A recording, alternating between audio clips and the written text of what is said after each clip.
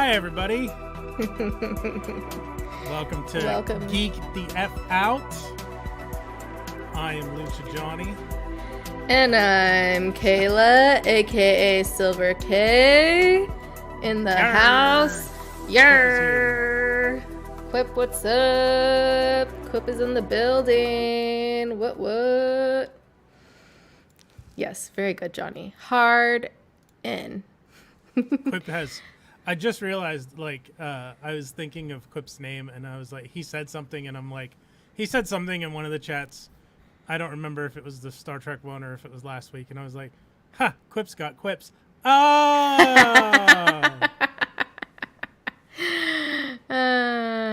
Yes. Wait, researched what? Yeah. What are we The show? What are we researching? Hello, Allison. Welcome, everyone. If you're watching on the replay, welcome. This is my makeup look for the evening. I tried to do the Dharma logo and it failed miserably, so I did... Oh, Johnny, why did you do that? So I did a paint splatter on my face, and then I added some gems because my friend who's getting married soon wants to add some gems to her face when she changes her wedding dress, so I'm practicing for that. Toy historian. I was going to say, you added some gems to your face because why the heck we're not past 5 minutes yet? Not. You just add gems to your face. Just because you want to. You don't need a reason.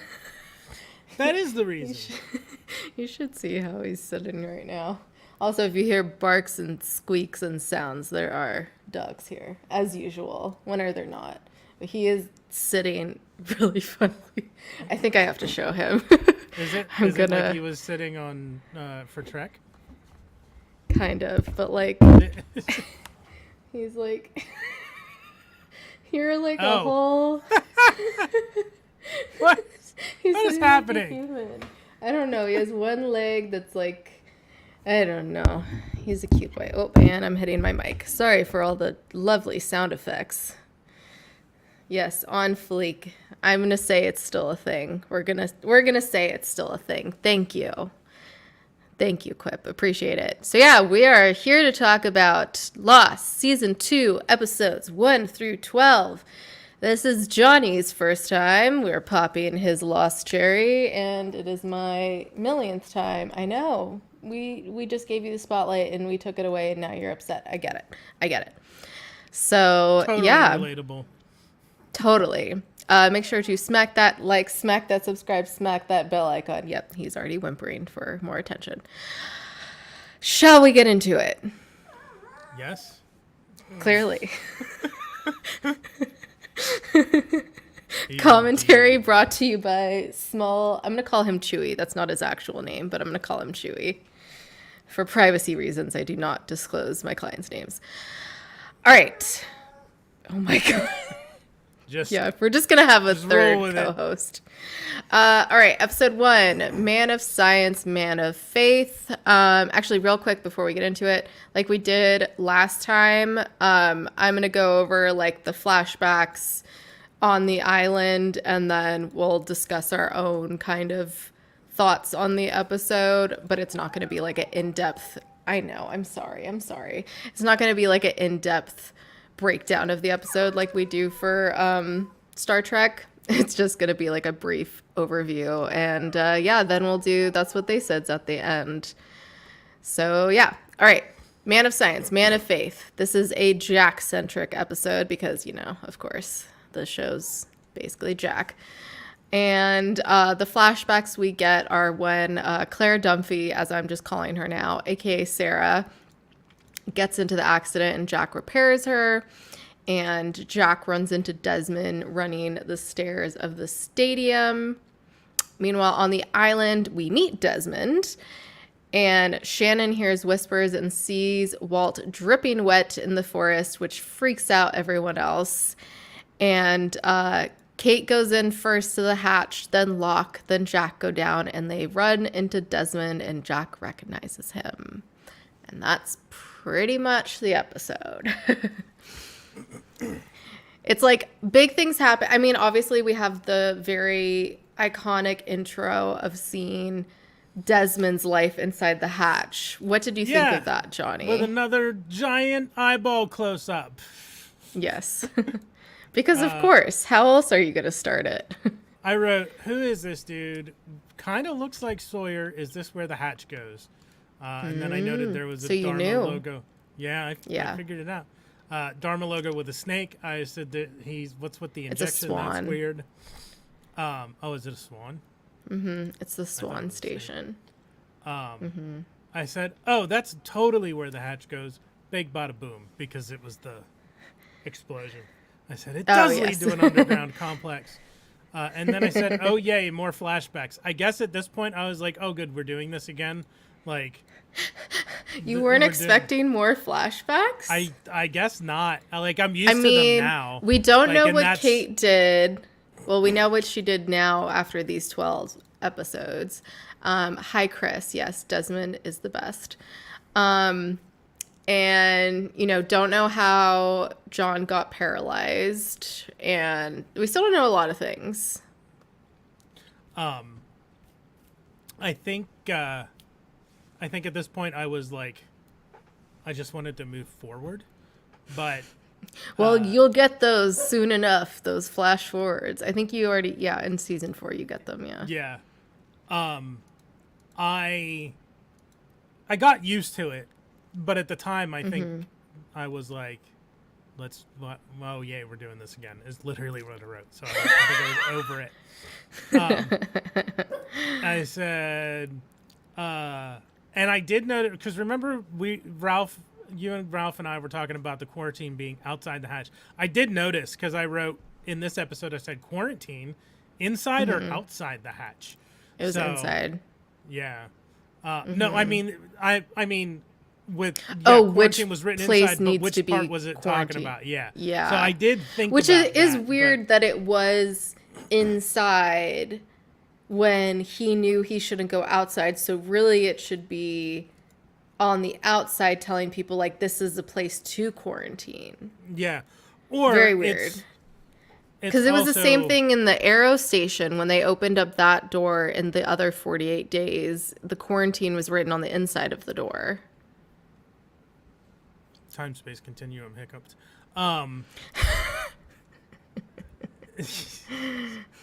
I wrote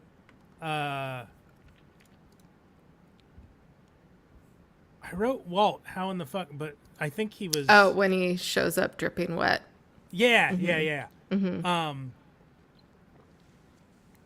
I said finally Hurley talks about it, 4, 8, 15, 16, 23, 42. I love when he's saying it at the beginning. He's like, we're dead. Yeah. Like he's saying the numbers and he's like, we're dead in between. That was funny. Hurley ragging on Jack's bedside manner, LOL. Yes. I said, Indeed. oof, that hairpiece is not great, because I think it was lost. Oh, for Jack. Or was it for Jack? It must have been for Jack, because this wasn't a flashback for Locke. So maybe it wasn't. There was a hairpiece. Yeah, that it's was not good. Yeah, he has hair, and it's no bueno. Oh, well, actually, no, you've already seen the bad beard they do for him. It's like so dyed and dark, like there's no different colors or gray in it at all. In the flash forwards. I don't remember if I noticed or not. Maybe I did.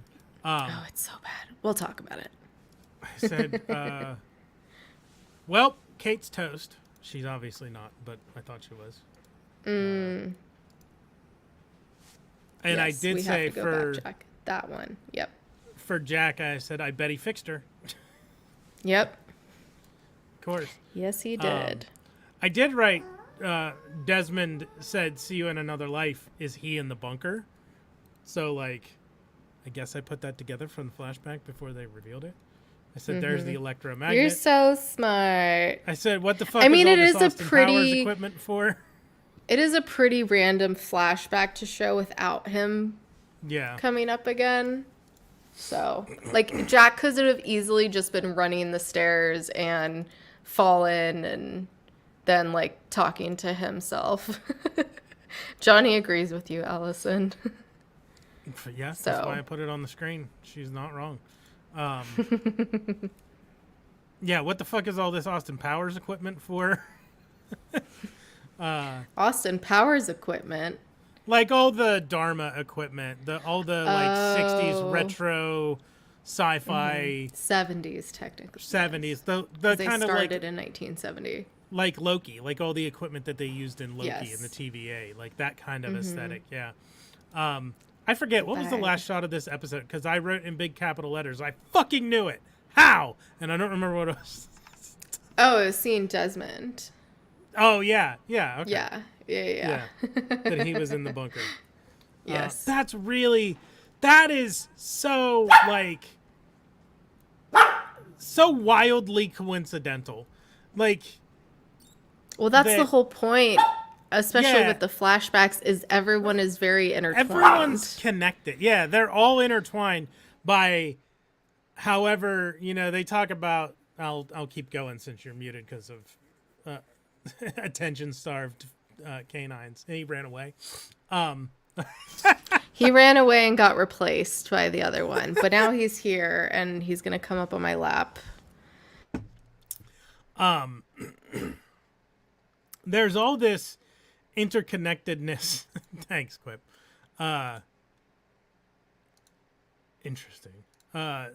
There's all this interconnectedness between these people that don't give anything away. Johnny's only gone through season 4, remember. Random happenstance and coincidence. Some puppy ASMR. But yeah, even more puppy ASMR. Or if you go, like, let's talk about man of science, man of faith. If you go the science route, it's all coincidence and happenstance. If you go the faith route, maybe it's all fate and destiny. We'll see. And speaking of that, for the episode title, when I was like doing some research on what are you doing on the episode? Because they talk about man of science, man of faith on the finale of season 1, they're like, why are they titling it this episode? And it's because Jack is kind of being both in this episode, both a man of science and a man of faith, because he performed this miracle. And also, like you were just saying, what are the fucking odds that this dude he ran into years ago who literally told you, what if you do fix her and perform this miracle, you end up meeting on this island in the middle of nowhere. Can you sit still? No, he says, I choose violence. So, yeah. This is where we first see the Dharma logo. And Daddy Anson Mount is, unfortunately, asshole Kevin in this episode, Sarah's ex-fiance, who was like, will we be able to make love? I will have to take care of her for the rest of my life. Oh no, I can't deal with that. Peace out. You can't. I've seen the finale. The finale was the first episode. But that still doesn't like explain everything, and also it's up for interpretation. We've talked to it briefly with Ralph off air, and actually I have the Lost Encyclopedia, although it's being used to hold up my computer right now. But it does kind of explain at the end. I have the cover for it though, which is being blurred because portrait mode. It can be interpreted in many ways, and I think that's the beauty of this show. And I mean, you do that with all shows, but yeah, anyways. And then we get the iconic "see you in another life" line that is mentioned many times after this episode. Which was one of the things that started to feed more into my, okay, they're all dead, and this is like purgatory thing for a while before eventually having that whole theory, in my opinion, like just shattered. Yeah, I totally did not clock that was Anson Mount in that role because he looks different. He looks so different in his like mannerisms, but I mean he's an actor, so they're supposed to be able to change it. He's not Captain Pike, which is what I know him from the most. Yeah. Or Black Bolt. You know, he hadn't mastered the hair game. Yeah. Is Black Bolt right? Is Black Bolt the correct? That's who he played in? Yeah. Okay. The hair, like, yeah, he looked like a completely different person. Yeah. And just especially playing a douchebag when, like, you know, we love him for being the upstanding character he is. So we're just not used to that. Because, when I was looking, like, if I had watched it, knowing me, I probably would have looked at him and been like, he looks so familiar, but I wouldn't have figured out it was him. So, I randomly looked at it when I was looking up the cast list before I watched the episode. And then I was like, oh my God, he's in this. So I was already looking for him. Do you know what I had that with? Are you caught up on The Boys? I didn't watch last night's. Okay, you're far enough. Huey's mom. Yes. I saw her. I'm like, I fucking know her from something. What do I know her from? I looked her up. I went through her filmography. I haven't seen anything except The United States of Terra is what she's in that I've watched. And I'm like, I don't feel like that's her, but it has to be. That's the only thing I've seen her in. Have you ever watched that show? Desk. No. It's actually really good. It's about a woman who has DID and multiple personalities. It's a really interesting show. Are you going to calm down now? All right. Let's move on because we got 11 more episodes to get through. Indeed. So episode 2 is Adrift. It is Michael-centric. We have the flashbacks of Michael deciding whether to take legal action to keep Walt when Brian wants to, because Brian wants to adopt him. What? I didn't actually pass out. I'm just pretending to be asleep because that's how little I care about Michael's custody battle. Well, I mean, it's just like really heartbreaking because obviously she has the money and she's had Walt for so long. So clearly she's going to win, even though she tells him she thinks Michael's going to win the case. I don't know. I felt like that was kind of a manipulative play on her part because, like, who would think that he's gonna win? You know. So yeah, because isn't this at the point where he's never even really seen Walt? Well, he said the last time at the not the hearing, but I don't know what to call that, like the meeting. It was a year at that point, but Walt was like, I don't know, maybe like 5 or 6 at this point. And then on the raft, Jin gets separated from Sawyer and Michael, and Sawyer realizes that they really wanted Walt all along when they said the boy. And they encountered the Dharma shark, which I was like, this was like the season where like Easter eggs really started to heat up. Not just like seeing people in flashbacks, but little things like that. And apparently the Dharma logo they put on the tail of the shark was supposed to just be a joke and just a flash. And like, you know, maybe some people will see it. But I think because of how much season 1 was a hit, people were really looking for stuff. Oh, it thinks I thumbs up. And so, yeah, people noticed it, and it's not just a flash. Like you can see it even without like pausing your video. And so the current, I completely missed it. I didn't have any note. I just said, "Oh shit, sharks!" and there go the bullets. And the current brings them back to the island where Jin runs up to them, tied up, screaming others, and we briefly see the others. And on the other side of the island, we see John go down, and that's what they said. And what happens with him, Kate and Desmond, including Kate's escape through the air ducts. And that was about it for what actually happened. What did you think of the episode? I said I called the raft people the Mariners. I said back to the Mariners, so that's what I guess that was my nickname for them. I thought, Jesus, did we really need a 4-minute recap? I think the recap for this episode. I just always skip it. Like 4 minutes long. Like maybe because we didn't get anything about the rafties last episode, so they just wanted to recap rafties. The rafties. That's what I'm gonna call them. Michael's lawyer. I think it's Michael's lawyer. Mm-hmm.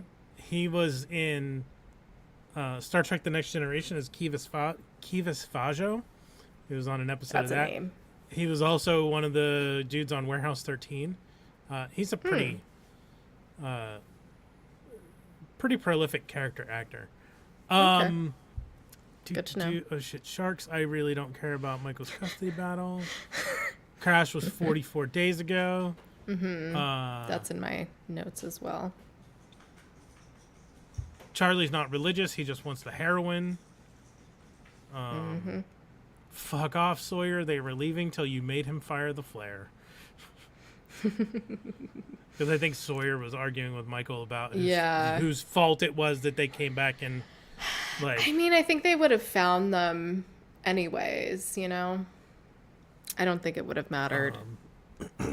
I said, holy shit, the mother lode. I think that was somebody found the pantry in the. Oh, yeah. Would love to have that pantry.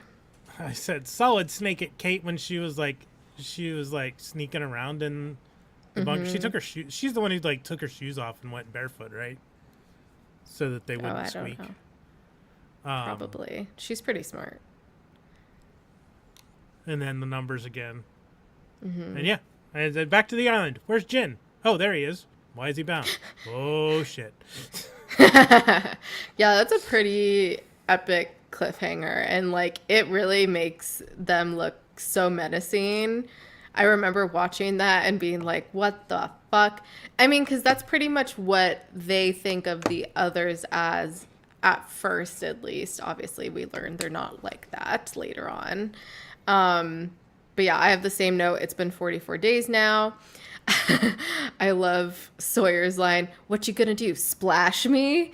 And he ends up like essentially kind of splashing him, but it's able to like separate the raft a bit. And yeah, we see the Apollo bars, which are very famous. And yes, we have the first encounter with the computer and entering the numbers. And did you notice the stuffed animal that Michael gave Walt?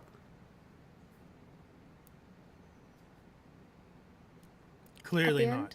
I didn't. It was a polar bear. Oh, I didn't notice that. Mm-hmm. Actually, he was probably younger than that, so maybe he was like 3.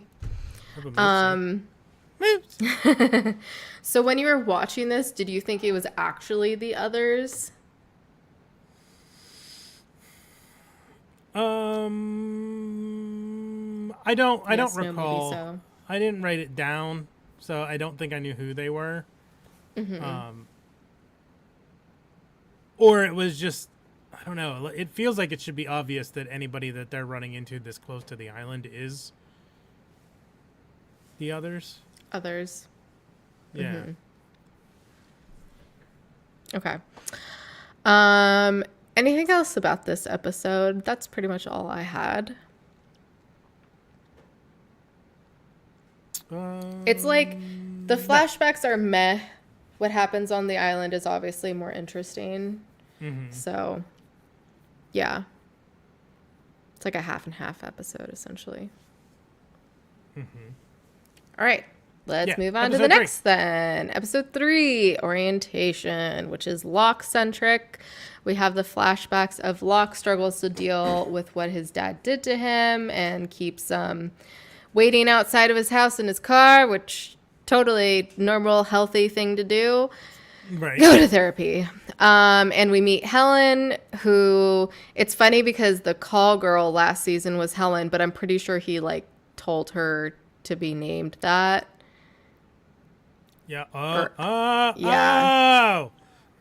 I never put that together. I heard myself. So we meet Helen, but unfortunately, Locke can't let go of his dad, and it ends up costing him Helen, or else, I mean, it just seems that way because essentially she gives him an ultimatum. On the island, we meet Anna Lucia in the hole, and in the hatch, Kate overtakes Desmond, and he accidentally shoots the computer, and Saeed ends up fixing it by the end of the episode. They watch the orientation film and learn about the Dharma Initiative, Hanzo Foundation, Swan Station, the incident.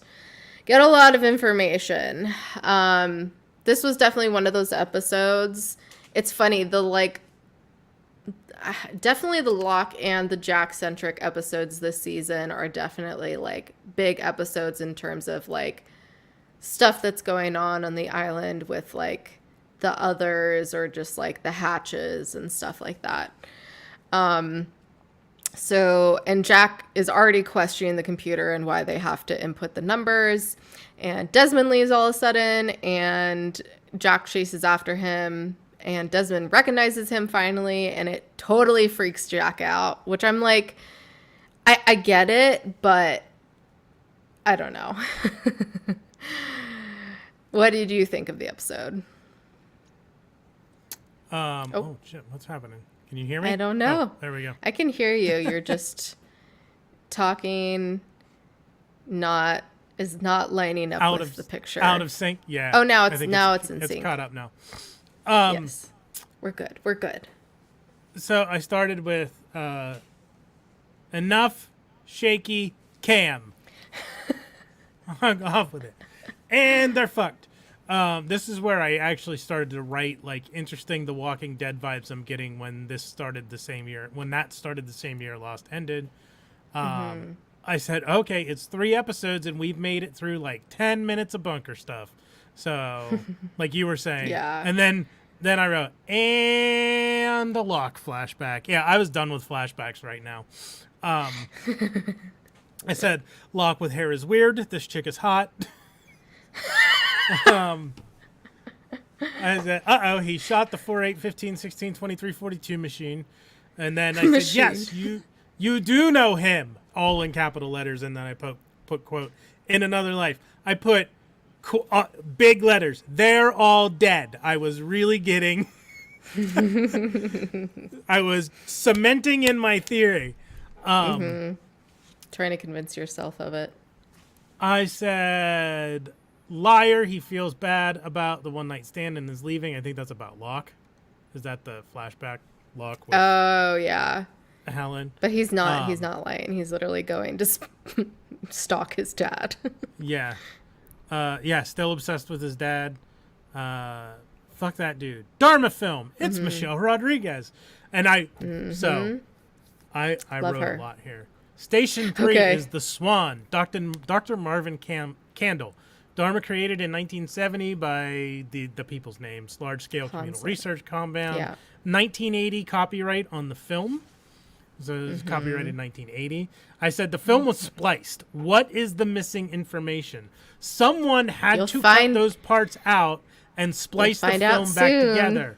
I said, was it done purposefully or were those sections just damaged? And I loved you're going to watch that again? Aren't you? No, John, I'm not. Yeah. I loved that exchange. And then I wrote, she didn't, you're all dead. I don't remember what the she didn't was in reference to, but I'm still like super convinced that everybody's dead. And it took me a minute to figure out that was, shit. I know her name. I had it. I thought it earlier. The actress's name? Yes, Katie Segal.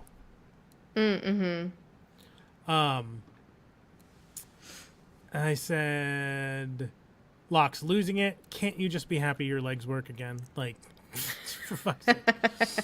I said, why is Hurley there? Why are you so concerned? Oh, I said, fuck, she's with them? I said, why are you so concerned, Jack? Yeah, I think that was Michelle Rodriguez, like, tricking. Because we saw her. I don't remember. What? She's still on the other side of the island. Yeah. I don't remember. Anyway, Okay. I said 4 minutes to fix a computer? Impossible. There's no way. Well, And then, it's funny because when he arrives, there's more time on the clock. I noticed that. I rewatched it twice before this. And I noticed that because I thought the same thing, but I think he just doesn't know what to do. And then, like, in the last 4 minutes, he figures it out. Something like that. and it's weird. Not weird. I get what they're going for. That it seems to be such a, like, black or white, the fucking thing, issue, I want to say Othello. It's not Othello. The Stones. What's the fucking game? Mahjong? Not Mahjong. Backgammon. Backgammon, yeah.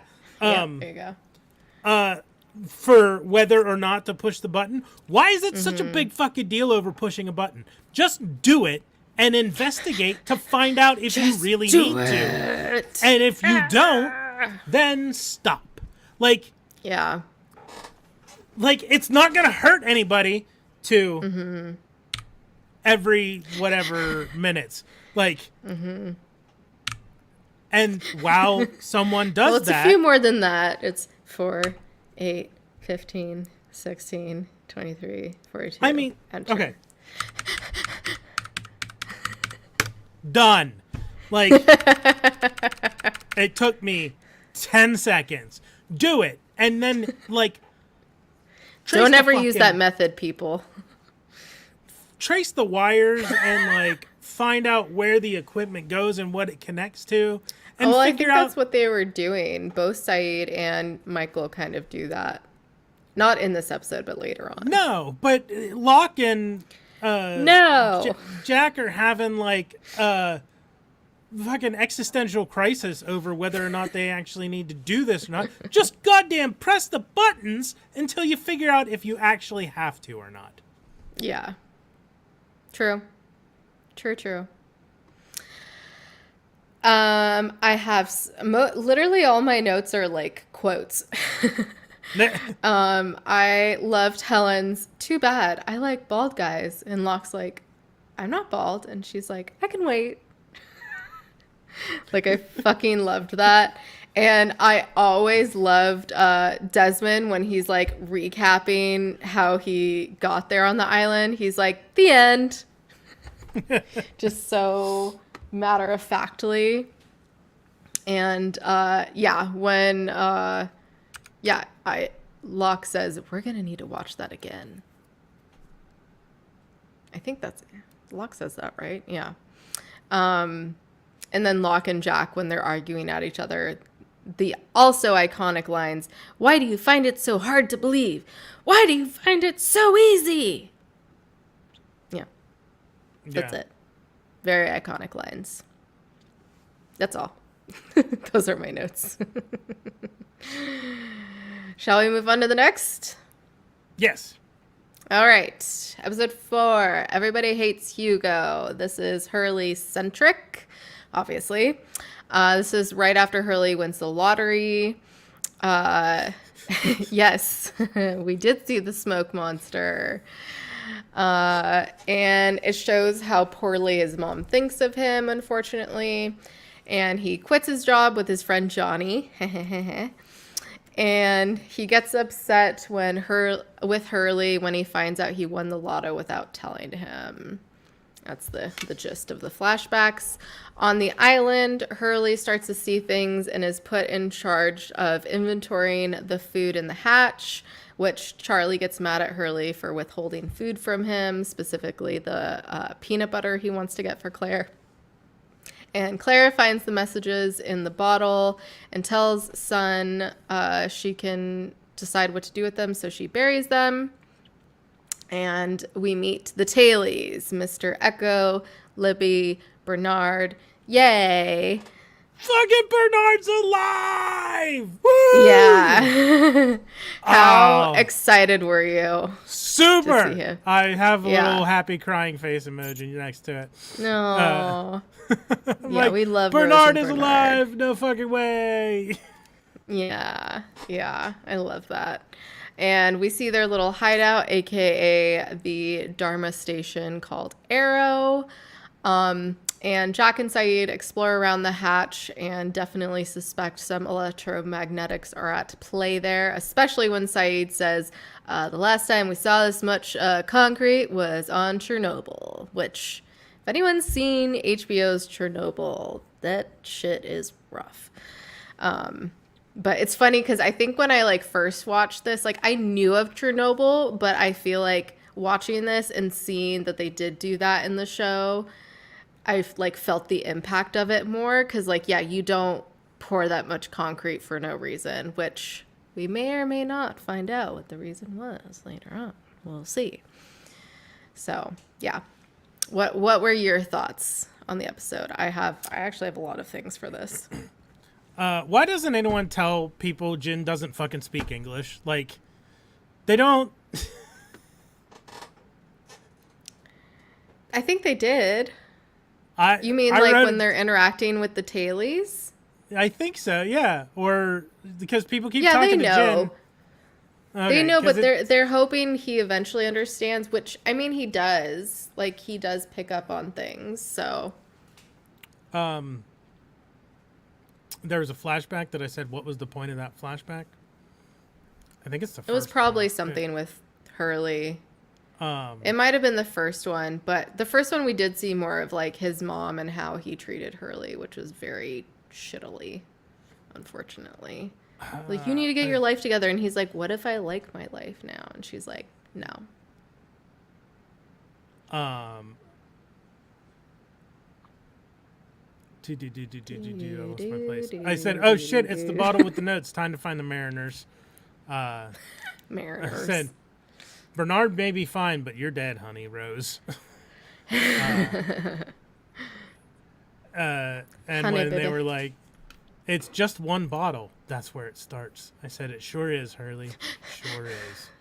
I said, Hurley, quit and cash the fucking ticket. Okay, he quit, LOL. And then I said, yep, everyone's turning against Hurley already.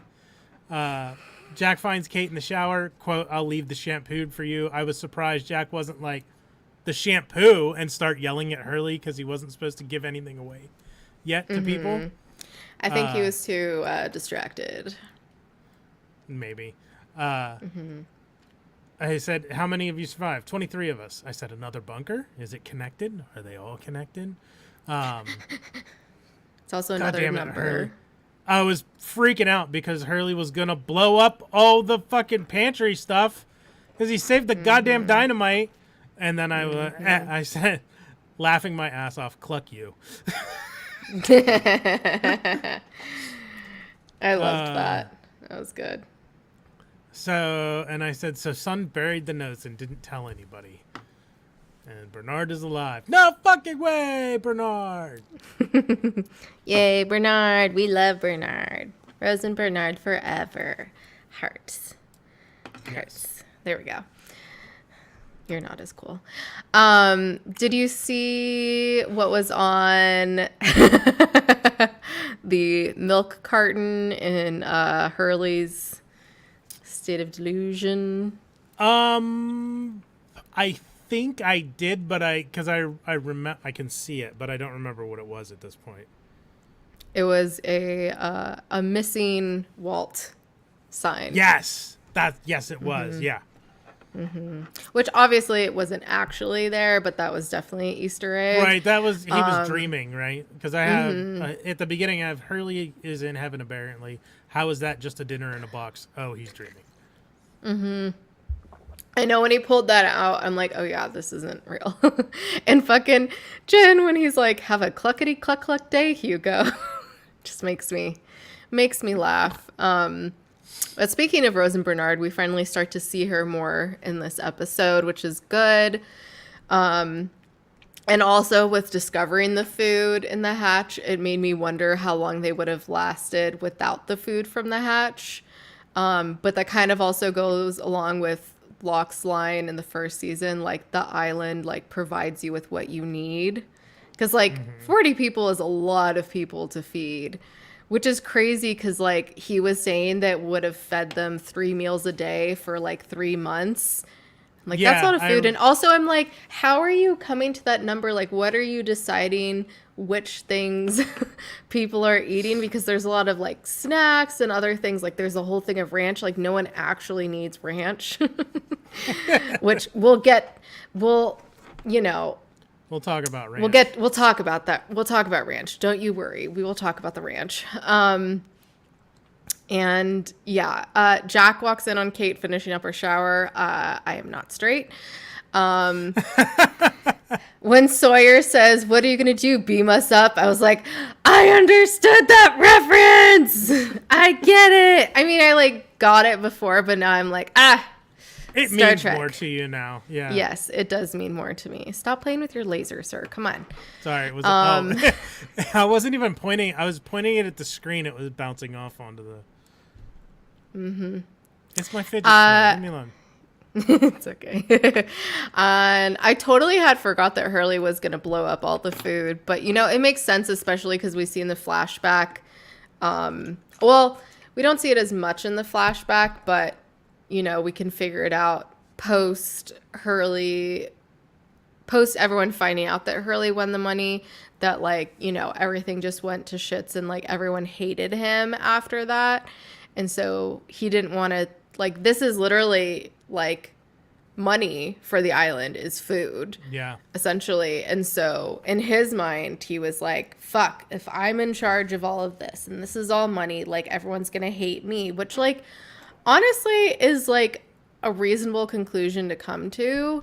I wouldn't blow it up, but I would also be worried because if you're in charge of people's food, I'd just be like, I'm not doing it. I'm sorry. Anything else? Ask me to do anything else, but not this. I can't. I'm obviously done. It feels a little weird to put that on Hurley as well. Which, you know, it does show his like struggle with food, but I was just like, it could have easily been someone else and we could have talked about another ED, which is an eating disorder. Yeah. So yeah.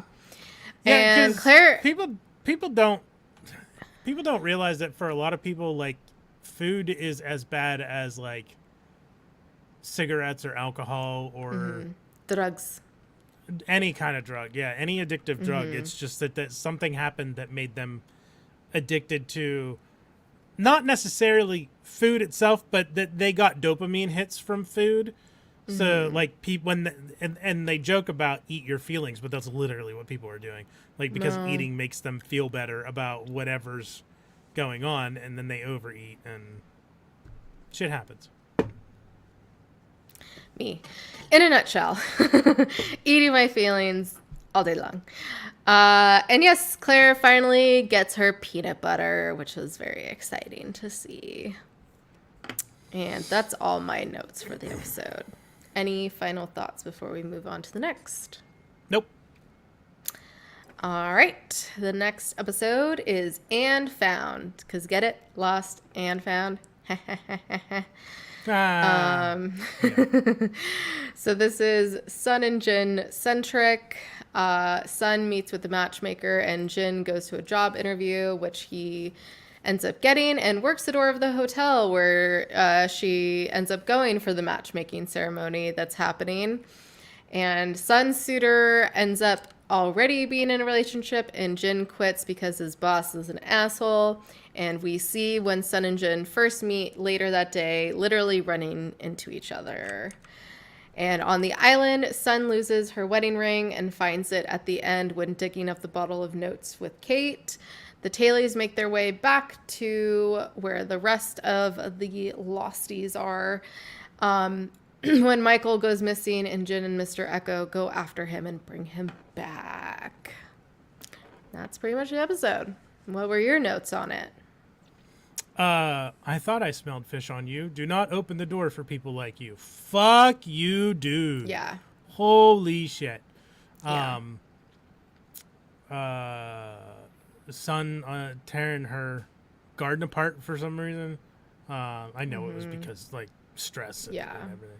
Yeah. I felt bad for her because she really liked that dude that was like, she was like meeting with that was just wanted to move to America and see someone else.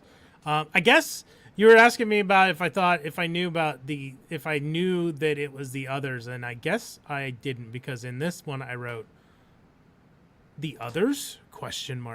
Barefoot folks walking silently with a teddy bear.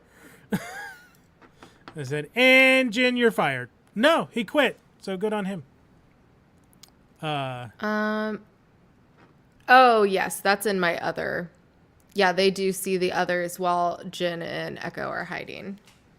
I just put that in my other instead of my main notes for some reason. I said that is a very infamous scene though.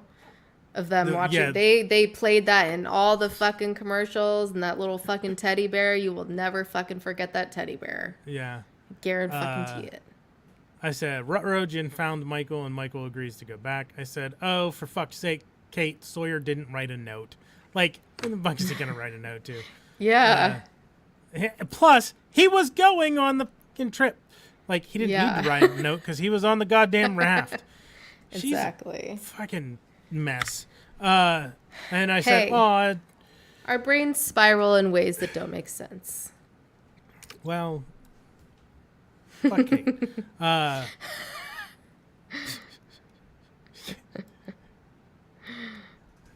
don't know. Oh, that's okay.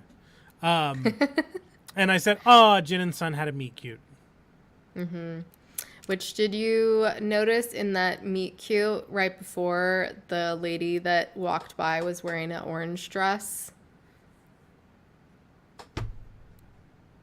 Right before he ran into Sun. That's why he was distracted, because earlier in the episode, in the flashback, when Jin is talking to his friend, and his friend is looking at the like match. I don't know. It was like a matchmaking like book kind of thing, and he's like, "Oh, you're gonna meet, your partner soon, and so like look for orange or something." Like they're gonna be, not necessarily they're gonna be wearing orange, but orange will be the clue. So he got distracted by the lady in orange, and then he ran into Sun. Okay, gotcha. No reaction. No. Sorry. You don't think that's cute?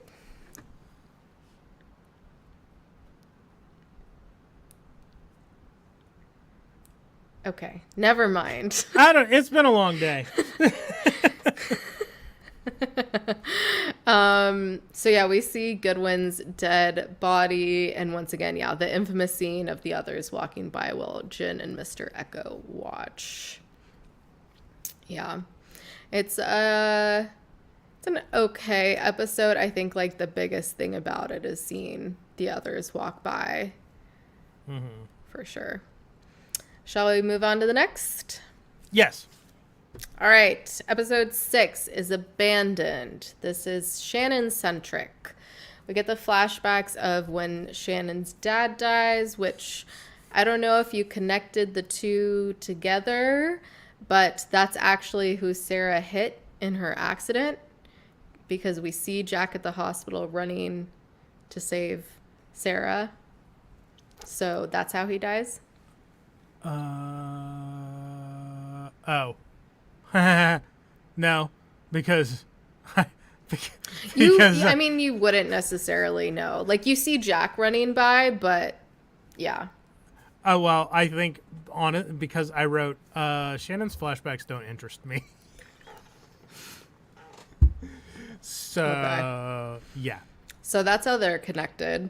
And go to his funeral and see Boone. Shannon finds out that there wasn't a will for her dad. They had a living trust, so she didn't get any money, and her stepmom is a cunt. Boone tries to help Shannon, but doesn't believe in her, and that's essentially the flashbacks.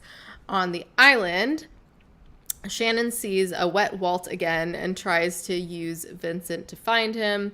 Sawyer's wound gets really bad, and they have to make a stretcher to carry him back.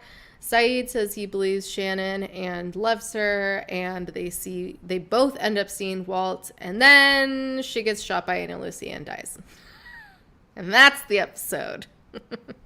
Mm-hmm. What were your notes on it? I start with, oh, they fucking. And then, did you see the kids, the barefoot others abducting children? And then in all capital letters, oh, they fucking.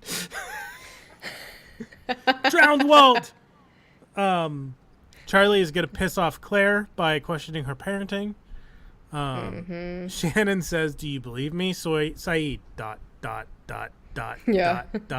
I Loading. said, wrong answer, Saeed. There's a goddamn smoke monster and a mystery bunker. Start believing people's weird shit, folks. Yeah. Come on. Which Charlie calls out in a later episode. He's like, Kate sees a black horse. Like, everyone saw Walt, and people don't believe me now. And I'm like, you got a point, Charlie. I said Sawyer's shoulder is fucked. Yeah, well, that's what you get for trying to take the bullet out with your own hands. Quote, it's Stupid. Bad, but it's not real bad. No, it's real bad. All capital letters. Rose, you're going to be so happy when Bernard comes into camp. This is the Rose and then they'll be now, fucking. by the way. Yes. I said, get the statue and the heroin from Charlie, Locke. I said, Shannon's flashbacks don't interest me. Baby's not asleep now. He's not your baby, Charlie. I said, Bernard's going to die before he reaches Rose, isn't he? Sad face. Luckily not. Wills and inheritances suck. Trust me. I know from experience. But also, fuck you, lady. What? Why? No. Johnny is the coolest. He is indeed. Yeah, they do suck. What do you know about... yeah, that's about Shannon's stepmom I had in parentheses. What the fuck do you know about being a parent, Charlie? And then recovering. I said, call him out, Locke. Yeah, really. I said, why is Shannon seeing the Walt vision? Is that a dummy in the wide shots? There was a wide shot of something where it looked like, remember in Naked Time on Star Trek where like, that's just a fucking mannequin. Yeah. I'm like, that's a dummy. Maybe. Cindy vanished. I said, whispers, the others. I said, with Boone dead, I really don't give a shit about the Shannon Boone flashbacks. I continued, I get that the flashbacks tie into the current concerns of Shannon, thinking Saeed doesn't believe her or believe in her, but it's still hard to care about the flashbacks, and they are dragging the show down for me. So I was over the flashbacks. Clearly. Whispers. And I said, Saeed sees Walt too? Oh no. Who shot Shannon? Oh fuck, Ana Lucia did. Saeed is gonna kill her. I think Quip is behind. Yeah. Quip, I think you're behind. I'm going to write it in the chat. We'll find out. Anything else? No, that was it. I said, Saeed is going to kill her is my final note. Yeah. Which, I mean, as we see, she does the smart thing. Yeah, he's definitely behind. Yeah. He can dip the leaves in ranch and basically all salad is leaves and dressing. Yes, I mean, yes. As someone who loves ranch, I get it. But, like, you know what I mean? Like, how are you going to, like, look at everything in there and think of all the meals you can make that, like, actually, I don't know. It's, like, way too much. Like, you would need an algorithm of some sort. And an actual computer that works and not from the 70s. Yeah. Or 80s, whenever it was. So we got some cute Shannon and Saeed moments. Sadly, it was a little too late.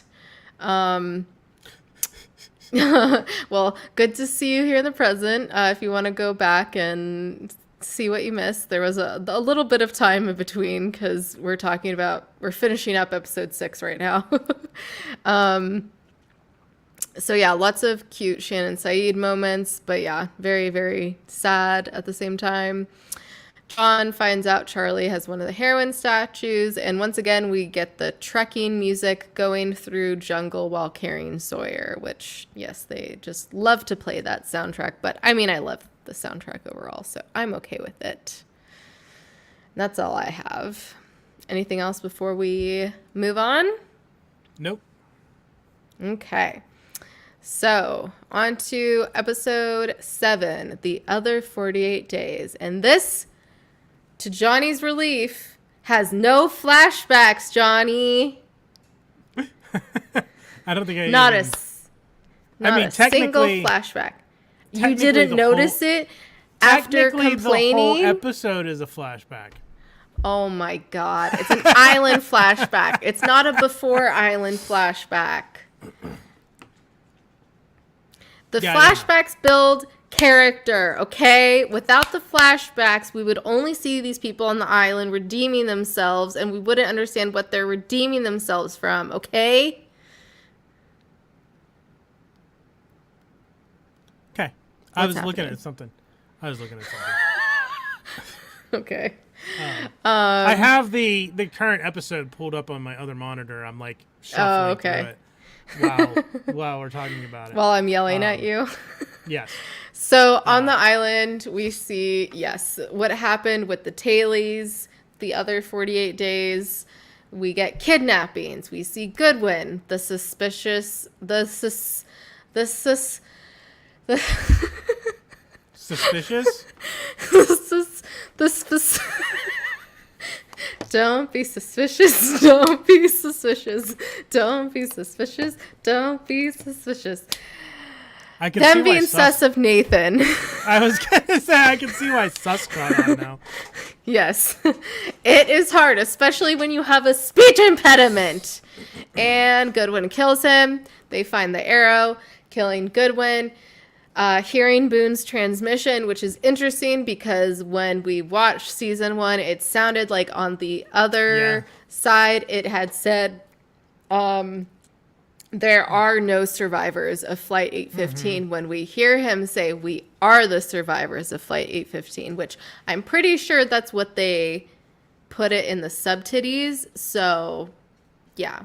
Also, I'm glad you were singing it too, Quip, because fucking love Parks and Rec. And hello, small beast.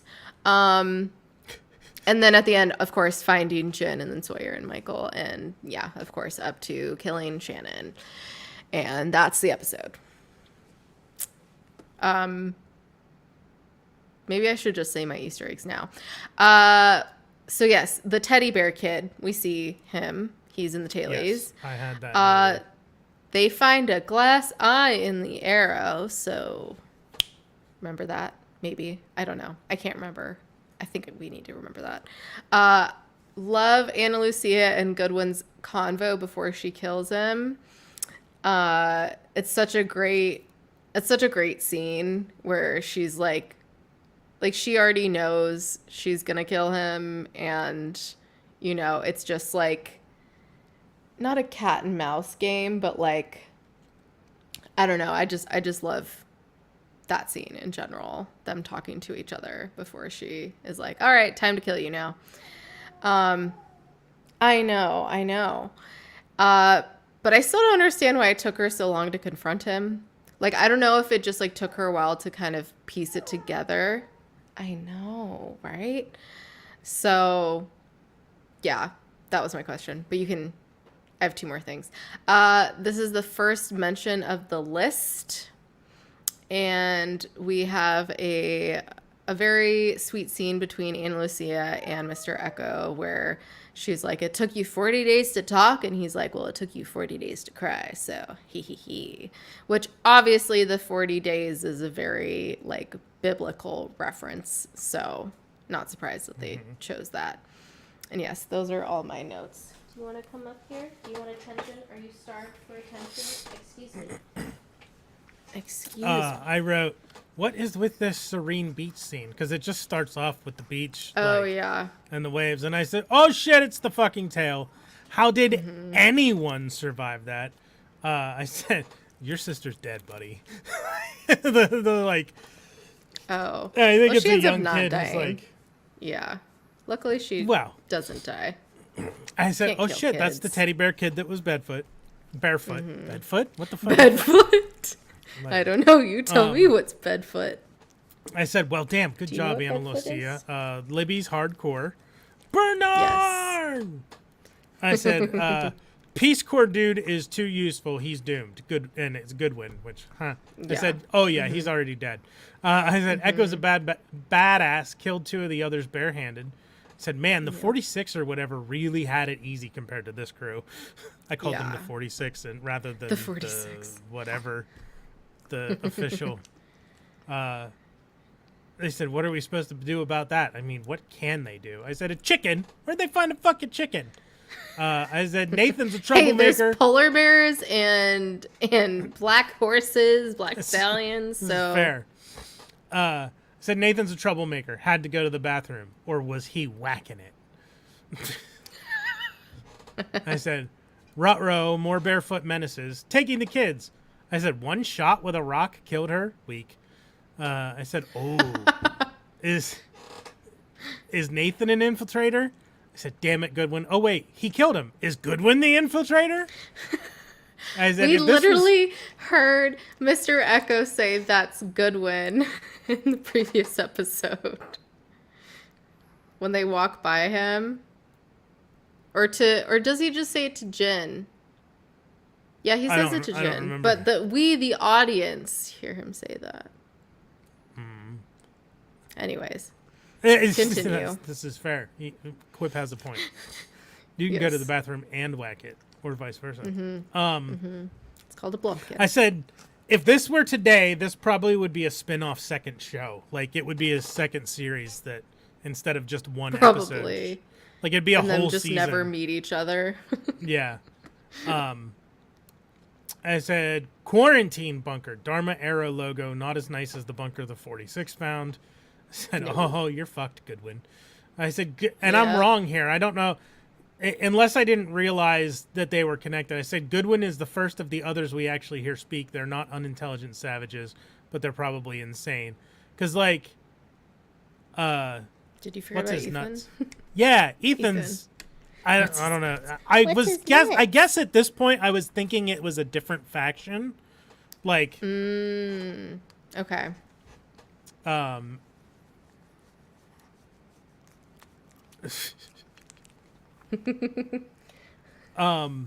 Well, I mean, yes, but the special friend could also be a toy. Anyways, continue. I said, in quotes, I have Nathan was not a good person. That's why he wasn't on the list. I said, your weapon works, Anna, and you dead, Goodwin. Where's You Goodwin? gonna die We're safe here today. now. I said, it's Boone. This is who he was talking to. I said, Yeah. oh, Anna, you're too paranoid and pessimistic now. Honestly, she has a right to be. Like, not at the end when she kills Shannon, but the rest of the time, like, she was paranoid. Well, I mean, I was going to say from day one, but they kidnapped people day one. So, I don't know. I feel like she... Clearly, we see when we see her upcoming flashbacks that, like, yeah, she's definitely on edge a wee bit. I To said, say the Jin. least. And now we're caught up. And in parentheses, I have slow motion flashbacks. Okay, we get it. Yeah, it's funny rewatching those. The style they did them in was interesting. I wasn't particularly a fan of it because, yes, we've seen all of it, but I felt like we still could have added in like little moments that we hadn't seen. Yeah, justice for Shannon, but I mean, she definitely, like we were talking about before with Boone, like I feel like she definitely got to that part where, you know, she's been redeemed, at least redeemed enough, but yeah. And clearly she was meant to go because like the Walt, like her seeing Walt was clearly bringing her into get killed, you know. So yeah. Yeah. Anything else before we move on? Nope. All right. Excuse me. Episode 8. Kate for prison. I mean, yes. I mean, not that's wrong. Getting added to the. Kate for the hashtag. Hi, baby. I know. All right. Episode 8 is Collision. Speaking of Ana Lucia, this is Ana Lucia centric. We see the flashbacks of her post shooting incident, going through therapy, etc. And of course, she gets trigger happy her first day back. Well, not so much trigger happy, just pointing a gun at people happy. She really, yeah.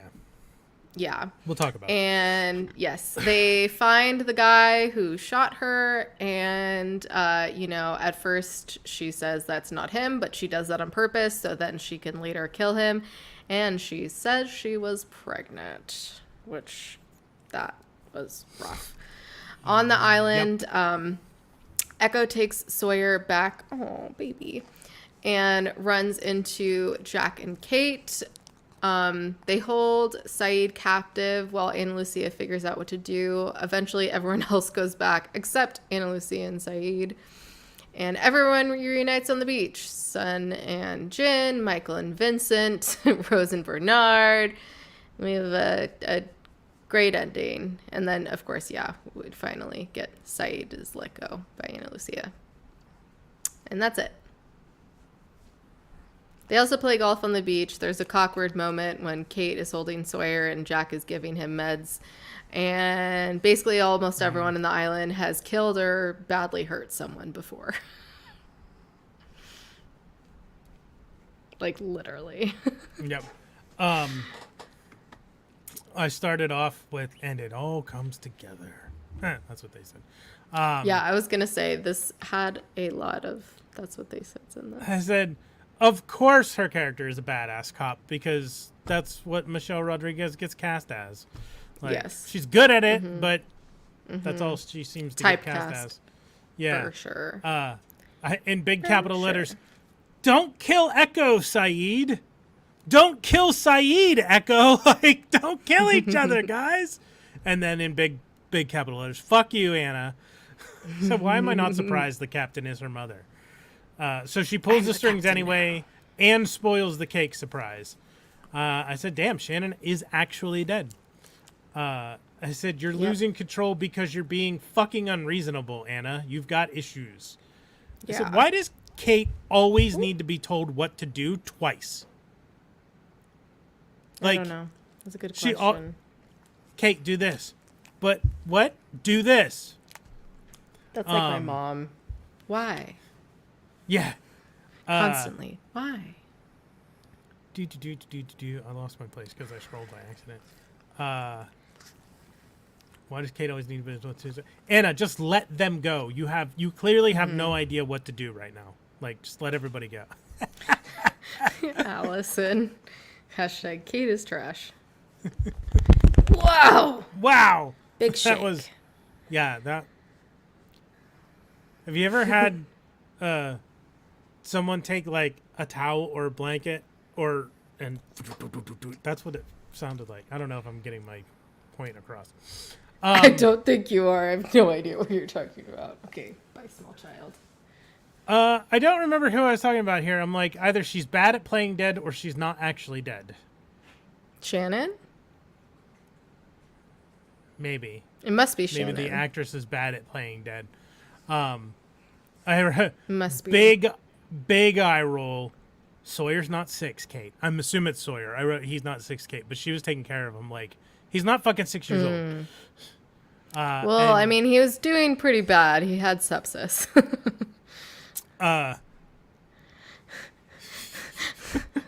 Wait, the towel had to be wet? No, that's not what I was thinking of. Quip, what are you talking about?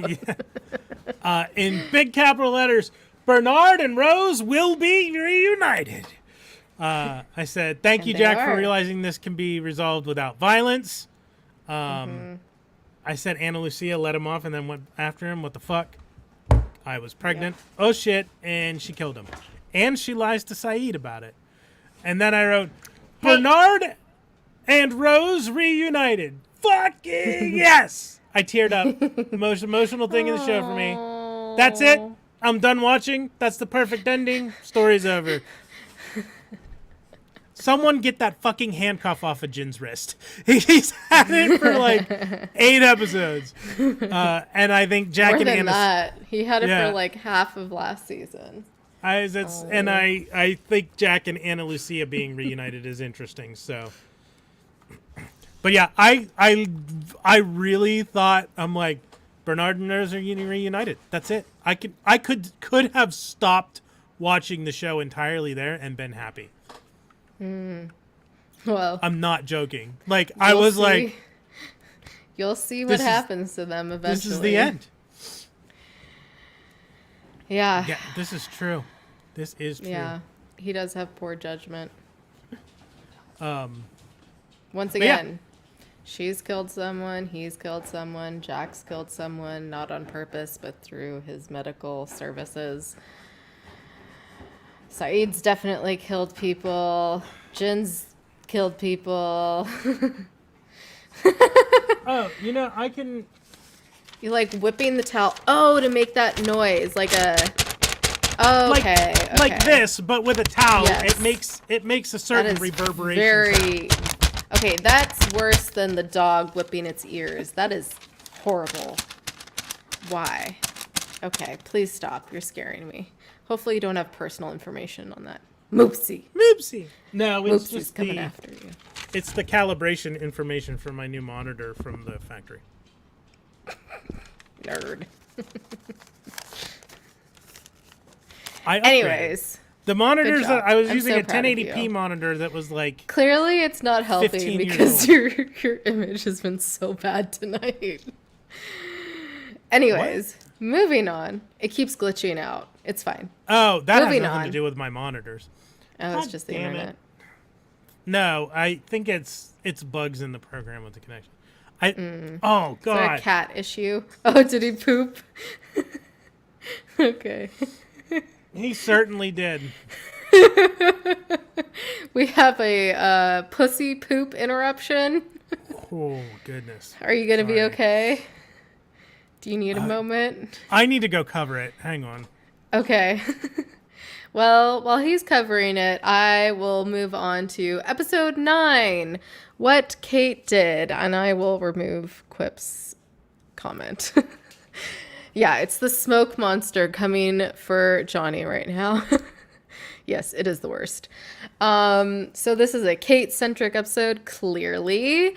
We have the flashbacks of Kate kills her stepdad, who was abusing her mom / a drunk, and blows up the house and then tells her mom essentially that she did it. And she ends up turning Kate in because, yeah.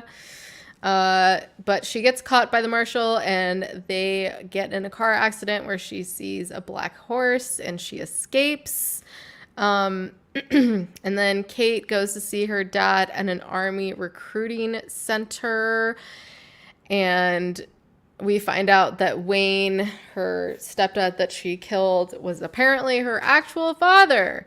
And, her dad tells her that he knew she would kill him if she found out that it was her father, which, yeah, she's not wrong, or he's not wrong. On the island, Sawyer says he loves Kate to Jack in his delirious state. We have Shannon's funeral. Kate keeps seeing the black stallion in the jungle. Jack finds Kate in the jungle going crazy and consoles her, and they kiss finally. Yay! I was so excited when this happened, but this is like the worst circumstance to kiss under. Like, she's like in distress and he's like consoling her, and I feel like she definitely kissed him more than he kissed her. Obviously he kissed her back, but yeah. Oh my God, Allison. Whoa, peek behind the curtain. And then Mr. Echo gives Locke the missing part of the orientation video from the arrow. What did it I says say? not to contact the outside world or put in anything but the code. It could cause another incident. And Kate thinks Wayne is in Sawyer's body somehow and talks to him and says how she sees him in Sawyer, and that scares her. And then at the end of the episode, Sawyer ends up seeing the Black Stallion too, just like Saeed saw Walt too. And Michael messages Walt on the computer. Dun, dun, dun. What were your thoughts, Johnny? Clearly, we know Allison hates Kate, so she didn't like this episode. Yes. Sorry it took me so long. After I covered up his poop, I heard him wharfing somewhere, and I'm like, what? What are you doing? God, of course. Cats. I said, what the fuck, Hurley giving Jin the thumbs up? Were Jin and Sun fucking? I mean, definitely. That's my first note is Sun and Jin, brown chicken, brown cow. I said... I mean, he's shirtless, which we get shirtless Daniel J. Cam, and I was not complaining. I said, I do not care about the Jack, Kate, Sawyer love triangle. Also, I don't think Sawyer was talking about Kate when he said, where is she? I love her. Fucking horse? May as well be a goddamn unicorn on this island. I said, do not follow it, Kate. I said, I'm not interested in Kate's past mistakes. Of course, she rides a motorcycle. Of course. Oh, she fucking killed him, all right? What the fuck? Jesus Christ, Kate. Why is Jack so worried about the button now? I said, she's going to fall asleep and forget to input it, and we'll find out it doesn't matter. Or the bunker will explode and we'll be rid of Kate and Sawyer. Kate talking to an unconscious Sawyer. I put the puke emoji. Sawyer fever dreaming, question mark. I said, damn it, they got to the button in time. I said, oh shit, her mom turned her in? Yep. Thank Christ, Jin is free! They cut the handcuff off of him. Yep. Is that Locke in the orientation film? LOL. Oh, god damn it, Kate, for fuck's sake. I said, does Echo know something? He's staring in either disbelief or recognition after watching the film. And he just walked out without talking about it, despite Locke asking what he thought. What did he recognize? Graves are starting to pile up. Do not care about Kate's past. I said, I think this is Jack. Jack is 100% right, and it infuriates Kate. He really does have her pegged. LOL. He never touched me. Well, based on your interaction when he came home drunk, seems like he wanted to. Dude, you're a shitty marshal. Echo to Locke, have something to show him. Is it the Bible? Yep, it's the Bible. Oh shit, the missing parts of the film. That's what you're he recognized. Right, Johnny. I said, Hurley, so... Oh, Hurley was like, so Rose's husband's white. Didn't see that coming. LOL. Which apparently they did. They put that line in on purpose because originally he wasn't supposed to be white, and even Rose, I forgot the actress's name, she pictured him being black, and so they purposely had Hurley say that to like be the audience in that moment because I guess no one thought that. Anyways, continue. Kate's dad, interesting, not actually her dad. Okay. Kate Sawyer is exhausting and almost makes me want to stop watching the show. Wayne, question mark, you're nuts, Kate. And of course she's a horse girl too. Eye roll emoji. Yeah, she knows that horse because you're all dead. You're all dead. But she's not really a horse girl. Is she not? No. She just sees the horse because the horse was what distracted them, that made the car crash with her and the marshal.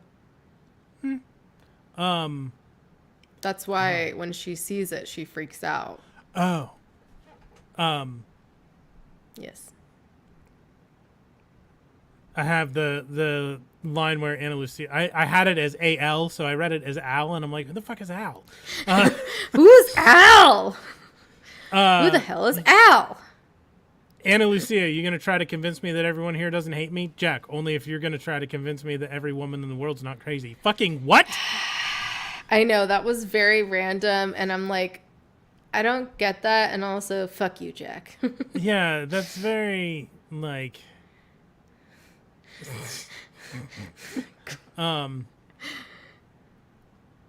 I said, LOL, Locke and Echo looking at each other after the new section of film.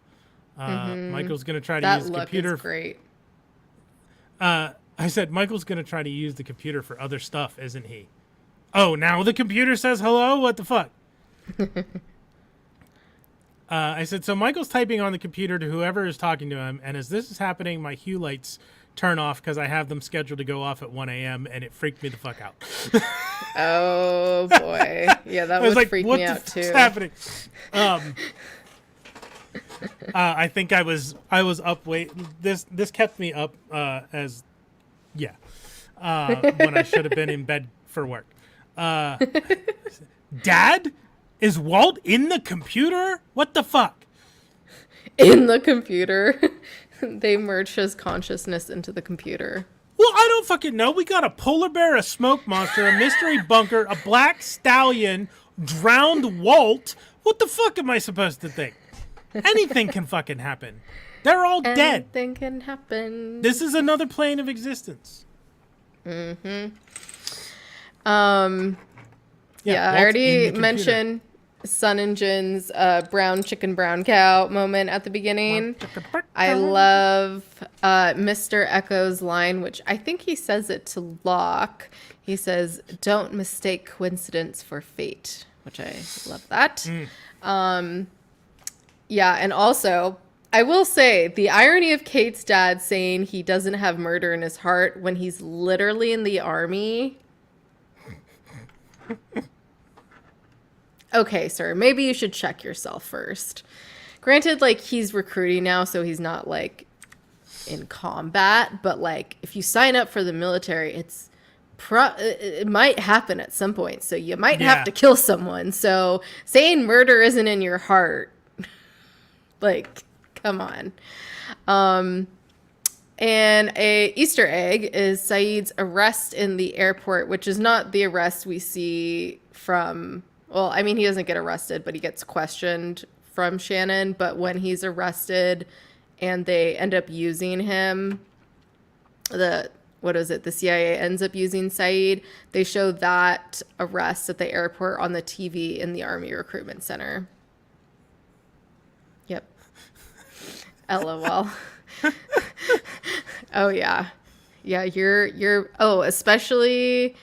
I mean, season 3 with the writer's strike is a fuck show, but I still love season 3. Season 2 is my favorite mostly because it's when Apple first introduced like videos, and so yeah, Lost was a big thing, and so I think I watched season 2, like I rewatched it as it was airing more than like going back and watching season 1. Like I would buy them weekly because, you know, I was a good child and didn't download things illegally. Later on I did.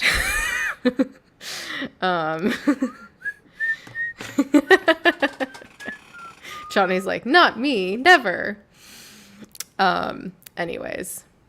No. Moving on. Never. Moving on. Episode... Do you have anything else? Sorry. Nope. Okay. Episode 10. The 23rd Psalm. So this is Mr. Echo-centric.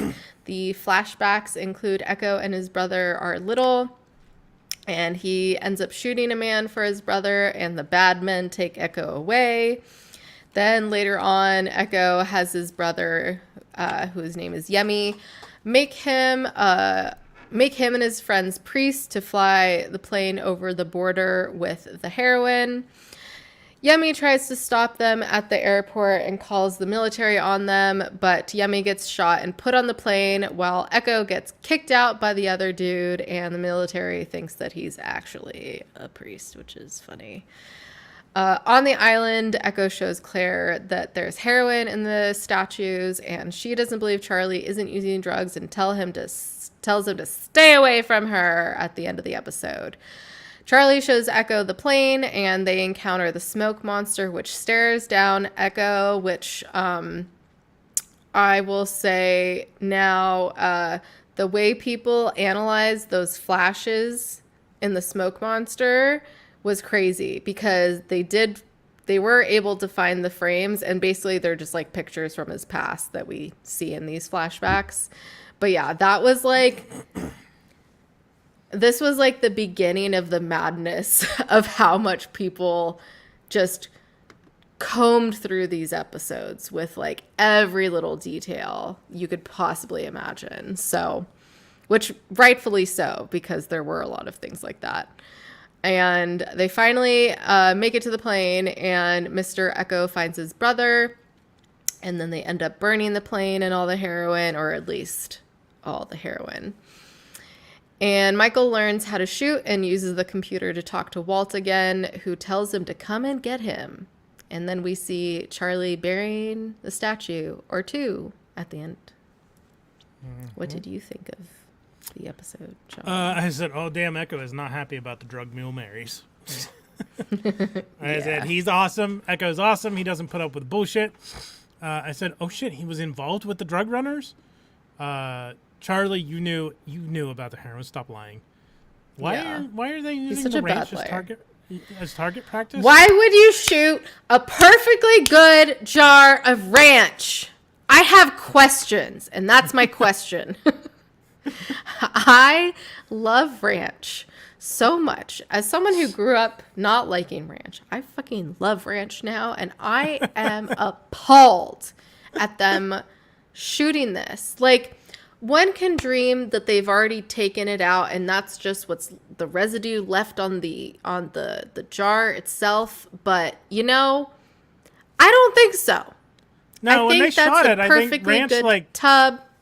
Splurted out of it. Like, that's a full jar. I mean, it still technically could, but if there was stuff on the outside, sticking to the outside, but still, I'm pretty sure it's a full bottle. Yeah, I think it was full. If it was empty, the wind would have just blown it away. That is an atrocity to humanity. I get that when Hurley and Rose were going through it, it said like ranch composite or something. So like probably not the best ranch, but I love blue cheese too. I would have been pissed if it was blue cheese. I would have been pissed if it was any cheese. I wouldn't have been pissed if it was Kewpie mayo, because Kewpie mayo is the best.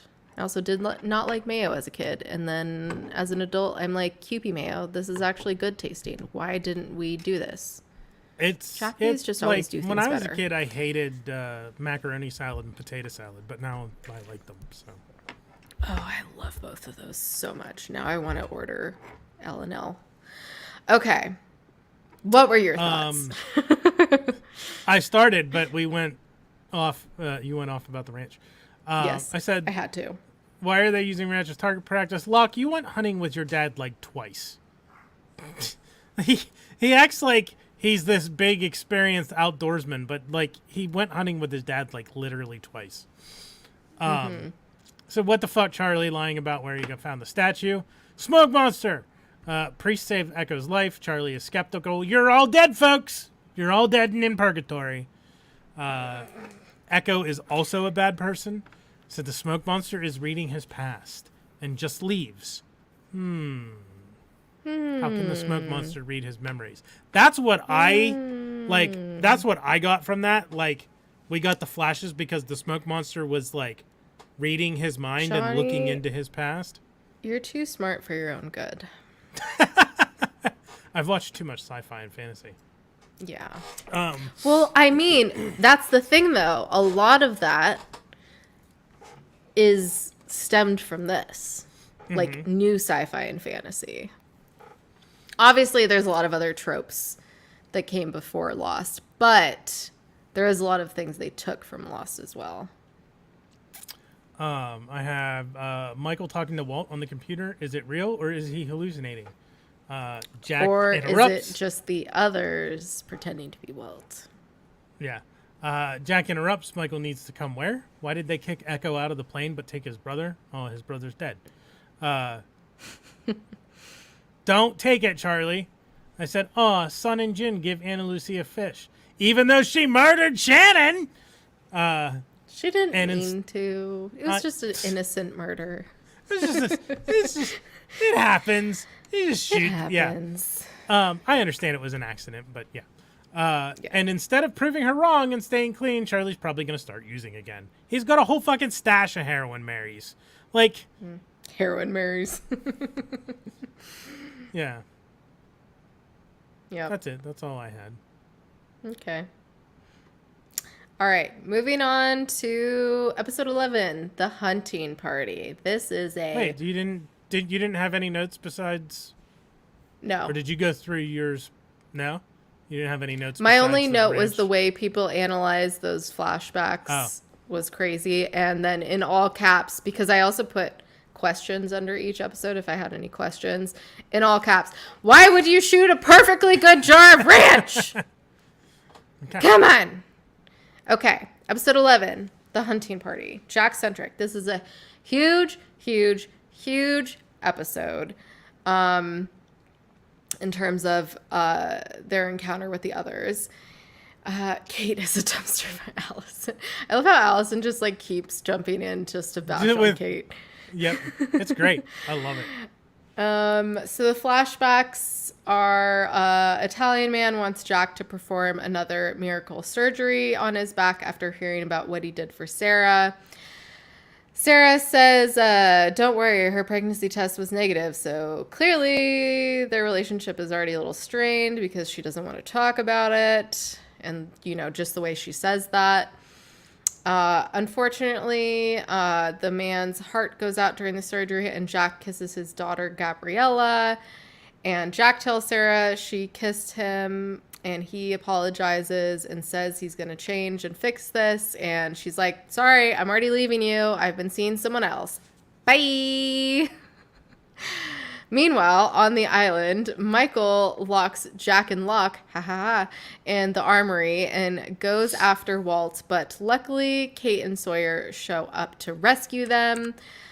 Locke, Jack, and Sawyer go after Michael and run into the others. This was a huge, huge, huge moment in Lost at the time. This is such a very iconic scene with Mr. Friendly, as we come to call him, saying, light him up! And then, like, we see all of them lit up and very, very similar shape to the Dharma logo. Just saying. And the others tell them to give them their guns and not cross that line again because they're holding Kate hostage, who decided to follow, even though Jack told her not to follow. And that kind of fucked things up for them a little bit. But also they were outnumbered. So, like, yeah. And, what? Oh, Jack goes to see Ana Lucia asking how long it would take to train an army at the end of the episode. Dun, dun, dun. What did you think? I have Jack the Miracle Worker, and now Daddy's jealous. And then Locke got jumped by Michael. Michael's cracked. He has fucking lost it. Yeah. Jack, you want to talk about it? Sarah, what's to talk about? If there wasn't anything to talk about, why the fuck did you even bring it up? Like, what's the point? Then something about why didn't you bring Ana Lucia, but I don't remember what that was about. When He was about going after Michael. after?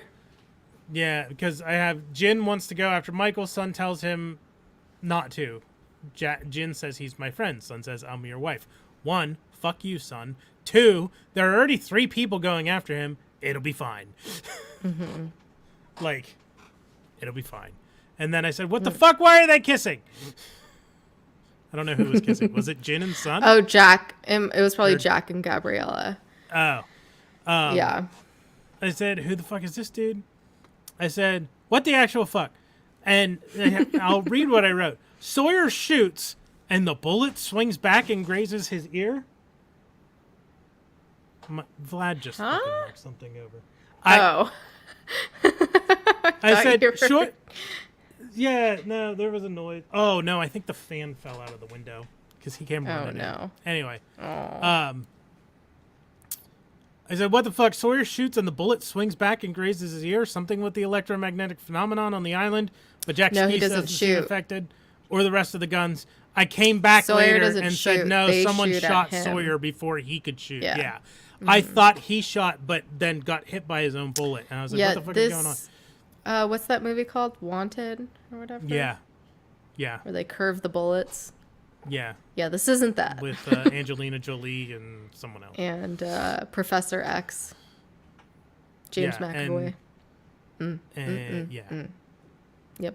And I said, Hurley crushing on Libby.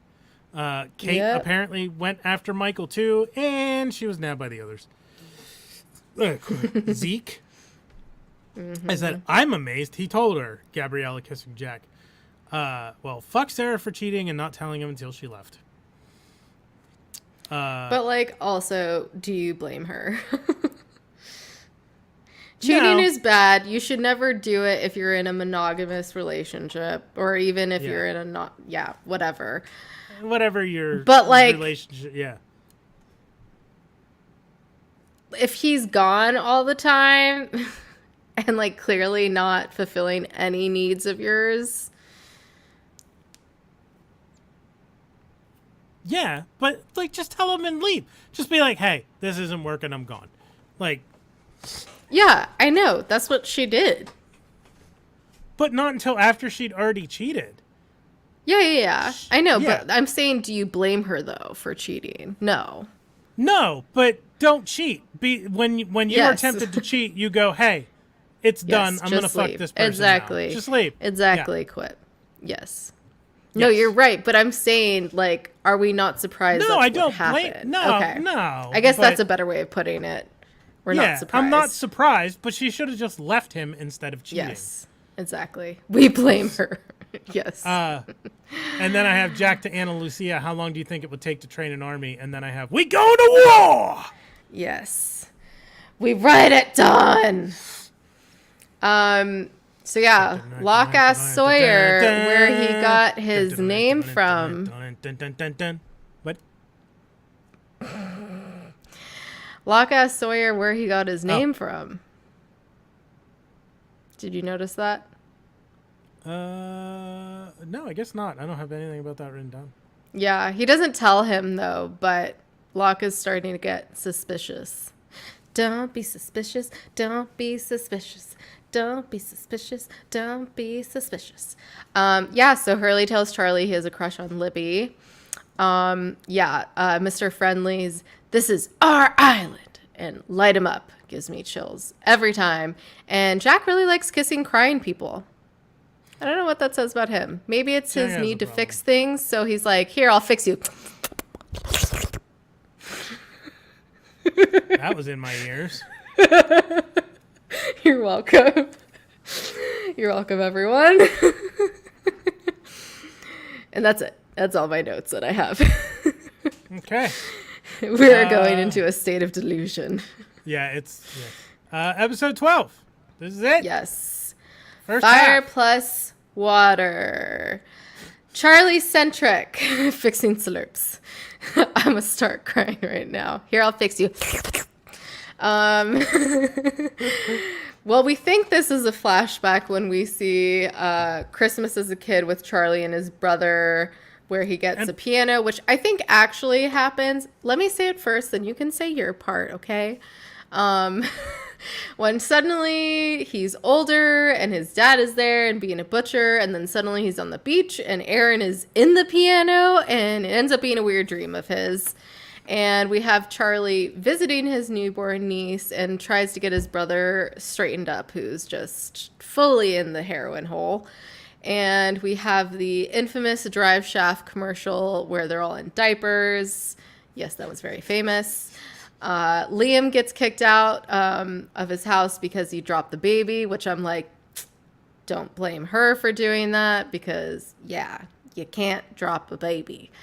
Liam sells Charlie's piano and goes off to Australia to rehab and get a job there, essentially, for his wife and baby, which I'm like, I'm glad you're going to get back on track, which of course he's like, I'm 2 days sober. And Charlie's like, congrats, 2 days. But still, a really shit thing to do to sell Charlie's piano, especially like when that was such a big gift for him. I'm guessing that's his piano from childhood. Anyways, meanwhile, on the island, Charlie apologizes to Claire and she asks for space. He has weird visions that involve Aaron and telling him to save him. So he tells Mr. Echo this, who thinks they mean to baptize Aaron. Charlie tells Locke that they burned the plane and all the drugs and asks him to put in a good word for Claire. But Charlie breaks open the statue and Locke catches him and takes all of them away. So then finally Charlie has to resort to starting a fire in the forest. Real smart to create a diversion to take Aaron and baptize him, and Locke punches him, which rightfully so. And at the end of the episode, Claire goes to Mr. Echo to baptize both of them. And that was a very sweet moment to a very chaotic episode that is all over the place, and Charlie really takes a turn. Everyone just like turns crazy this season, essentially. I think this is like the real, like, when the island is really starting to test them, like between, you know, Kate's visions, like Shannon's visions, now Charlie's visions, Michael going crazy and going after Walt. Like, I think this is like, they're really starting to get into it. Like, they were already getting tested season 1, and now it's like, okay, we're going to break you. We're just going to full on break you. Like, in Kate's episode, I forgot to mention this, but like when she goes to Saeed and she's like, I feel like I'm going crazy. Like, she looked like a straight up like drug addict there. Like, she looked like she was going through withdrawals like Charlie was. Like, she looked bad. Like, not good. So, anyways. Who did? That's the episode. Kate. Oh, okay. Yeah. That's the episode. What were your thoughts? Voltron was my first thing because Charlie's Christmas. That's my first note Voltron. too. I was like, I know that. I know that now. I know what that is. I said, I'm pretty sure that's the big that's the Voltron that I had, because there were two Voltron toys in '86. There was a all plastic one that was bigger, like 12 to 16 inches, something like that. And there was a Matchbox one that was die-cast metal, but it was smaller. It was like a 6-inch one. But they both transformed lions to Voltron and whatnot. But the big plastic one had cockpits with like probably figures that were about the size of, they might have been a little smaller than the Superpowers figures that could like sit in the cockpit. Say cockpit one more time. Yeah, in the cockpit. Yeah, so Charlie's having a nightmare. I said, is Locke macking on Claire now? Like, is he trying to... Charlie sees them and is jealous. I said, Kate, when has Sawyer not acted like he was in junior high? Very true. Yeah. We call them people pits. Baby in the ocean. Charlie has to be dreaming again, right? And then fucking sleepwalking. I had to LOL at the Dharma cards. I said, Sawyer's such a child, teasing Hurley about Libby. Charlie's still lying. Cute, he though. has a stash of statues. I said, this music video commercial is ridiculous. LOL at Anna Lucia to Jack. You hitting that about Kate? Yeah. I said, way to make things worse, Charlie. Fuck yeah, Locke, take the statues. I said, Yes. while Charlie has indeed lost the right to be believed at this point, as Locke said, if anyone should believe Charlie's dreams and visions, it's fucking Locke. Like, Yeah. Yeah. Charlie starts a fire, basically doing exactly what his brother did to him. He has absolutely cracked. And then Locke punches him, like you said. And I think that's the first time Locke has been, like, no, I guess not. I was going to say directly violent towards another person, but he was the one who knocked out Saeed. He also knocked out Boone. Yeah. So, it's still pretty rare. Gave him drugs to make him trip the fuck out. It's still pretty rare that that Locke directly assaults someone for one reason or another. I mean, I think that definitely is another thing where, like, this is definitely testing him this season, because he still has some of that left in him that he's probably fighting to get out. And also probably because he let a lot of things slide for a long time, that he's probably, trying to take action now, but he can't quite figure out how to do that in the right way. So, yeah. My notes were Voltron. I know that. And yes, Charlie is very sus of Locke. Don't be suspicious. Don't be suspicious. Don't be suspicious. Don't be suspicious. I'm just going to do that every time I say suspicious now. Or you say it. Hurley helps Libby with laundry and says he recognizes her, which she's like, yeah, you stepped on my foot. And I'm like, sure, Jan. That's why. And yeah, we get some creepy Locke shots again this episode where, I don't know, it's just, they did this last season too, where they kind of pan around Locke's head, his perfectly bald head. And yeah. Interesting is all I will say.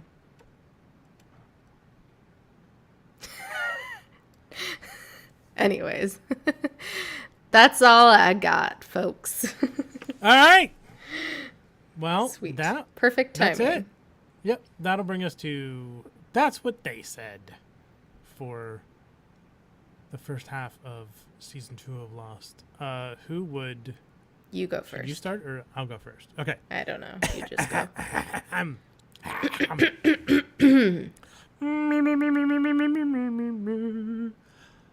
I guess I was just excited to get inside. Why do you want to get down there so bad? So you want me to go down first? The shaft might get narrower down there. Not too tight? Did you finish? Can you feel this? How long have you been down here? Tie him up. You gotta assume that I'm gonna bust. I'm sure you've got a load you need to drop in. It was hard. Someone has to be here to take care of the button. The button is the clit. You want to give me a hand? Wow. You really put it in there. Swallow it. Why don't we play a few holes and see which one of us is more accurate? I need you to swallow. Come with me. Just as thick. How was it? Why don't you pee on it? Once I get all hot and bothered, there's no stopping me. Perfect way to end it. Yay. Those are your That's What They Said for Lost Season 2, episodes 1 through 12. There were probably more, but that's all I got, folks. And yes, we pretty much just briefly went through the episodes. We will be talking about the season in length in 2 weeks. Once again, we'll be joined by Ralph, to break down the bigger things. But don't really have time for that, so just kind of did a quick run through of all the episodes. So yeah, any final thoughts before we geek the F out of here, Johnny? Yes. Tomorrow, starting at noon Pacific time. I meant about Lost before we started plugging things. No, I don't have anything else about Lost. Okay, go ahead then. We'll talk plenty more about it next week and the week after with Ralph. Tomorrow, starting at noon Pacific, 3 Eastern on twitch.tv/DiceThespians, we will be doing a restream marathon of the first 5 episodes of Season 1 of The Sundered Veil. Here is a little short clip about it. 1 year ago, on April Fool's Day, the world changed. Creatures from another dimension sought to consume our reality. Fortunately, they failed. But the Midwest United States is in ruins, and the nightmare wave altered the entire world. My name is Roger Deacon. I'm Senka. My name is Sharp Blackwood. My name is Janica Turner. Anna. Today, vampires, werewolves, and demons walk the earth. Magic exists. Weird things go bump in the night, and even weirder things go bump in the day. And humanity? Well, we're just trying to survive the Sundered Veil.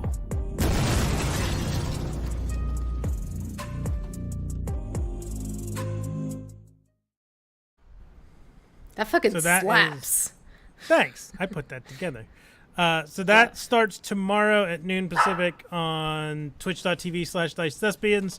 It will be the first 5 episodes of Season 1. Next Saturday, same time, same channel, it'll be the last 5 episodes of Season 1. And then on Monday, the 22nd of July, we will have the premiere of the first episode of Season 2 of The Sundered Veil. Very exciting. Love. Love, love. Thanks. I think Randall might be a little behind. Yes. Charlie has made fire. Yeah, that is very exciting. I'm very excited for Season 2. What? If you want to know all about this guy, yes, tune in. Go watch the stream. And yeah,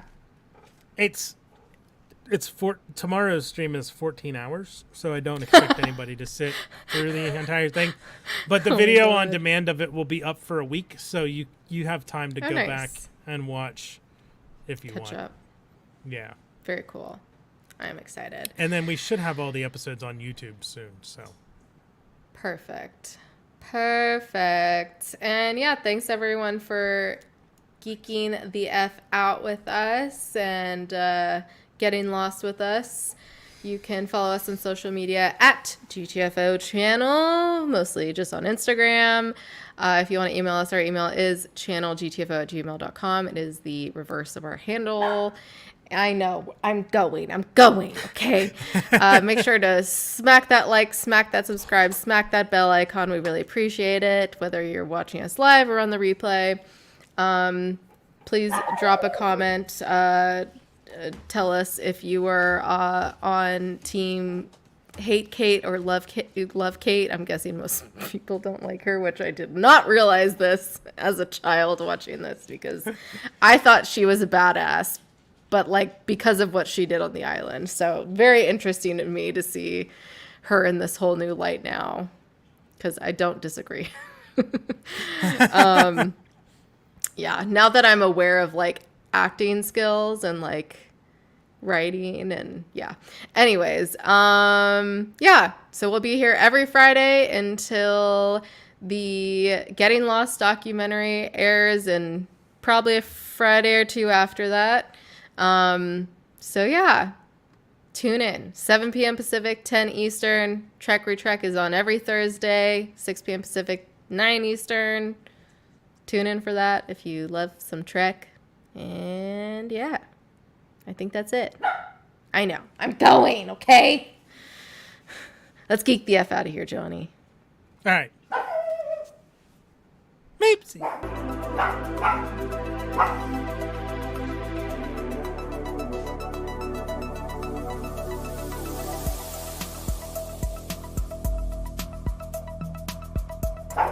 Tell the people.